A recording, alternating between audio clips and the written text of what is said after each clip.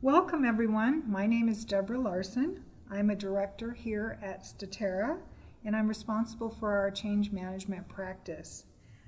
For those of you that don't know, Statera is a leading business and technology consulting firm. We've completed over 2,000 successful engagements.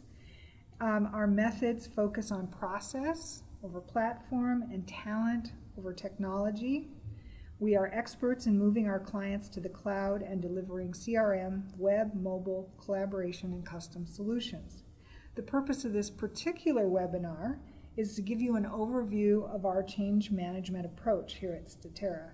We are strong believers that if change management is carried out effectively with every engagement that we're on, that every time we will have a much better chance, we, meaning you and Statera in partnership, of meeting your user adoption goals. And user adoption goals being met is really a very significant part of overall technology implementation success. Because think about it, if users don't embrace the solution and fully use it, have you really met your business objectives? And most people we talk with say no, that they really need that user engagement with the project as much as they need the technology solution to be successfully implemented.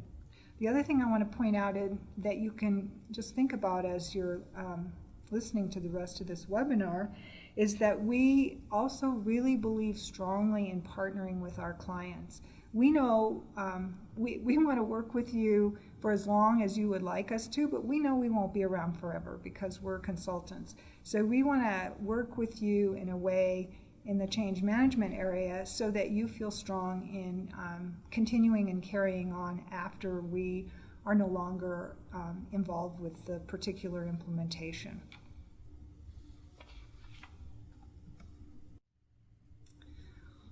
All right, this slide, we went to the dictionary to look at the definition of implement and the definition of adopt. Implementation, very simply, is complete when the system is up and running. And that production deployment, go live complete, we've implemented the system. Adoption, on the other hand, is an ongoing process that is complete when the majority of the user base is using the system in a way which meets the organization's stated goals for the system. So those two things actually need different treatment, go hand in terms of how we approach our development and our implementation, but they have distinct needs.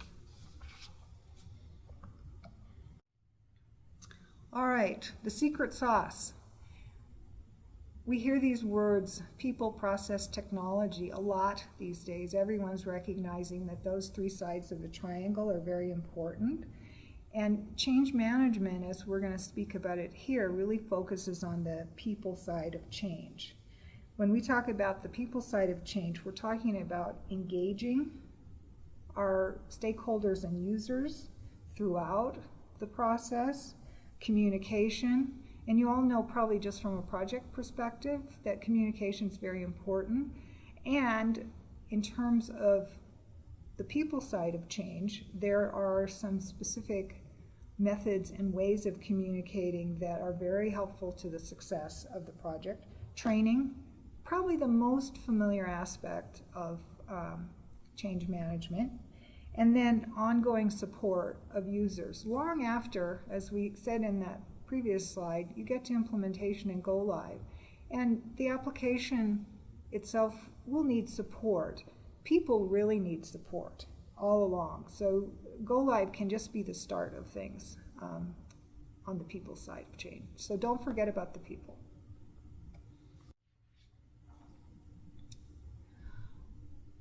Statera is change management certified, and we have our certification through ProSci. They're a leading change management research and certification organization.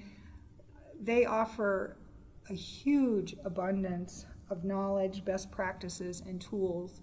They do studies year after year after year for it seems like 20 years now where they go out and look and see what are the best practices in change management and the people side of change that should be passed along to all of us. And we have expertise in that, and also the ability to leverage all their tools and practices into our approach.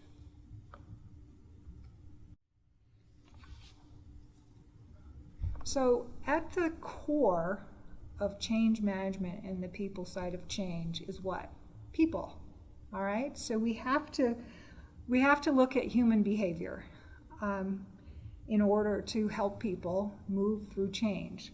This model is called the ADKAR model: awareness, desire, knowledge, ability, reinforcement. This is ProSci's model. We use it, and I'm finding when I bring it to more and more of my clients that people are becoming much more aware of and utilizing this model. Just very simply, you need to be aware of a change before you could do anything about it. If you don't know about it, you can't do anything about it. Then, as a stakeholder or user, you need to have desire. You need to want it. You need to want to participate and engage in it. And as a lot of you probably are aware from your own experience, that is not always the situation with stakeholders and users in terms of really wanting to change things up and participate in something new. Knowledge and ability have to do with knowing how to do the thing that is coming and having all the skills and ability to be able, as a user, to be successful with the new change. Reinforcement is that piece I already talked about, that, at Go Live, we're, from a user perspective, we're often just getting started, and we really want to build into our approach how to continue to reinforce that change and build competence around it.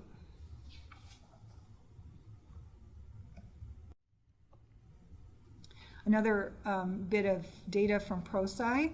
In their ongoing research, they can tell us empirically that in terms of reaching your goals for your projects, that you will be 6 times more likely to succeed if you use effective change management practices. So we consider that to be very important and reliable, since it's based on the experience of all of us over the years and the projects that we have been carrying out. All right. Often I hear people talking about the people side of change like it's kind of a fluffy thing, or how can you be really practical and grounded? How do you know if you even succeeded with change management? And again, from ProSci, we see 3 human factors that can be turned into metrics to determine the ROI on your change management initiative. Speed of adoption: how quickly are people up and running? Ultimate utilization: how many employees? How many people did you target to be utilizing this new application? And are they demonstrating buy-in and using that new solution? Proficiency: how well are individuals performing compared to the level expected in the design of the change? Sometimes what I see is that, like with a Salesforce implementation, for example, that people can technically say they're using it, they're filling out a few fields, but they're really not using it at a level so that their management, for instance, can really leverage the information to make decisions and have the kind of reporting that they need. So these are 3 things, as I said, that can easily be turned into metrics. We can set up a process for collecting information, data that feeds us being able to measure and then improve upon the metrics that are reported. All right. So you might be asking yourself, well, okay, on a practical basis, what is it that you guys at Statera actually do in terms of change management? And we call these our 4 levers because this is where we bring it down to practical action and where the help comes to the stakeholders and the users. Communication, stakeholder engagement, support, and training. So let's look at each one. Stakeholder engagement. People who are going to be impacted by a change really need to be involved with it along the way in development. What does that do? It builds their buy-in. It has them feel empowered. I've seen many skeptical users take on ownership among their peers because they were involved and they understood what was coming and what the benefit was. Communications. One of the things that ProSci is able to demonstrate year after year after year as they do their research is that the number one thing that makes a difference to stakeholders and users is visible executive sponsor involvement ongoingly in a project. Communication is one of the best ways to demonstrate executive sponsorship. And we also want to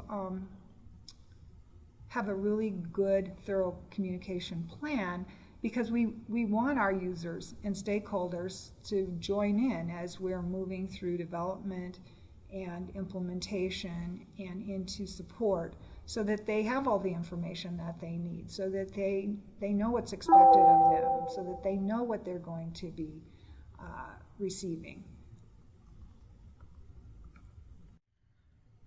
Training is very important. If you remember back to that ADKAR model, knowledge and ability. They need to know what it is, how to move into the change. They may need new skills. They may need to learn about new processes that are being implemented to accommodate the new technology, and that can all happen through a variety of training mechanisms. Support.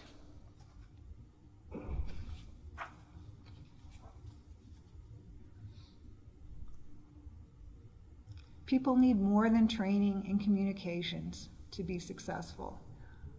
They need support, and there's various ways that can happen. You might be familiar with methods like help desks, job aids, things that are available, change champion networks, so a group of peers who are there really on the ground with their teams to support each other, and we look to see what's going to be the right thing for your particular organization, culture, the particular implementation that you're in, and help to create a support plan and get that implemented for you. All right, how does it start? Step 1, research and analysis.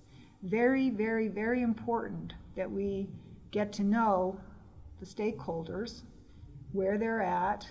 Change management is a lot about overcoming people's resistance to change, which is a very normal human response, no matter what the change is. Even if we know people are eventually going to love it, resistance is our first human reaction, which is why we need that ADKAR model.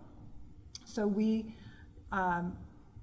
do a series of stakeholder interviews to find out just that. Where are people at about this change? What are some of their preferences for how they like to receive training, how they like to be communicated to? We conduct a change readiness assessment. We generally do this with the core team for the project, but we look out across many, many aspects of your organization and this particular project to see where are those bottlenecks going to come up on the people side of change so that we can then create a plan to address that. And we review a variety of best practices. We have the ProSci best practices, and from our experience at Statera and the engagements that we've conducted, we also know what works. If you're a global organization with people dispersed across 3 continents, and